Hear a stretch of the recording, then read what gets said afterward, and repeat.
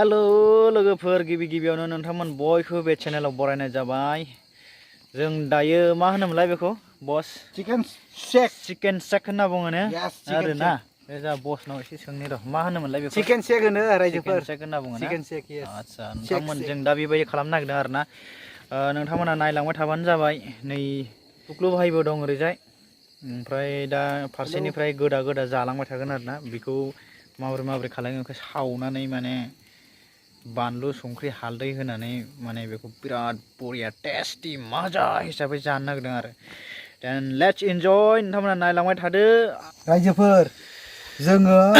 नैबे बुस्थुखौ ना नुदों दा बेखौ होनो बयलार चिकेन ना जोङो एसे माने मारिनो नागिरदों आरो माने मा होनो पार्टी बेखौ चेक खालामगोन चिकेन शेक नै जोंना मिस्टार मेकार चिकेन शेकार संख्रि होबाय बे चेकारा बेखौहाय बरिया चेक खालामसिगोन ओमफ्राय जों होनोसै आरो पार्टीया संख्रि होबाय आरो ना बानलु होनोसै नांगौमोन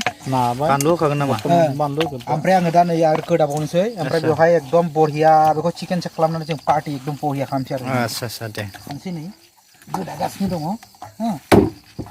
माने जों साब्रै जागोन आरो पार्टना बरिया एकदम माने बिराद गुड फिलिं जादों दे दिनै एकदम गोजोननाय मोन्दों एकदम फुर्टि आरो हेपि थ' बिनि थाखायनो जों बे पार्टीखौ स्टार्ट खालामदो आरो ओमफ्राय रायजोफोरा जोंनिखौ बोरै मोनो इन्ट्रेस्टआ एसे लाइक बानलु होदों नैयाव बानलु बारा जानो हाया माने बिराद आलौनो बे बानलुआ मा बानलु होनोथाय बेखौ खिथु आलौग्रा ना नलदारिया होनोथाय नै ओरैजाय लाबोबाय डक्टरमोन फैखाबाय पार्टीनि थाखाय नै मोजाङै नानांगौ नानायजोंसो बेदरा सुवाद जायो चिकेन माबा बरिया खोन्थादो दाना बे मा हाइजें बेयो सामब्राम गुफुर लोगोफोर बेखौ ओरैबायदि खालामसै नैयावनो सिखाजों माबा दागाजों देबाय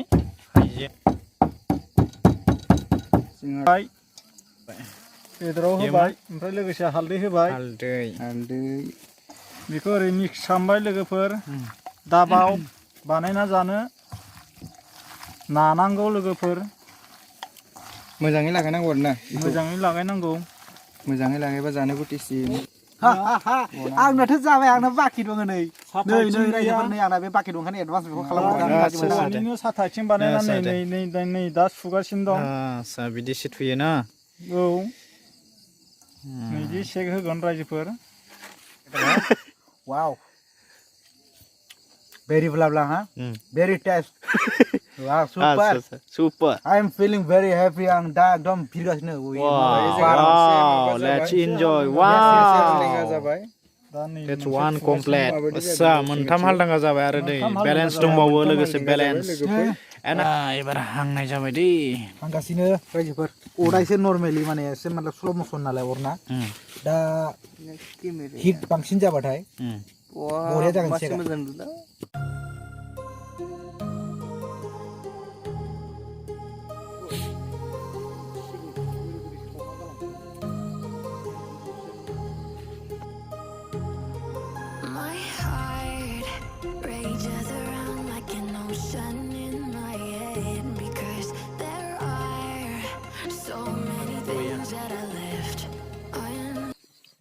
नै बेखौ आं दाना जाना नायनोसै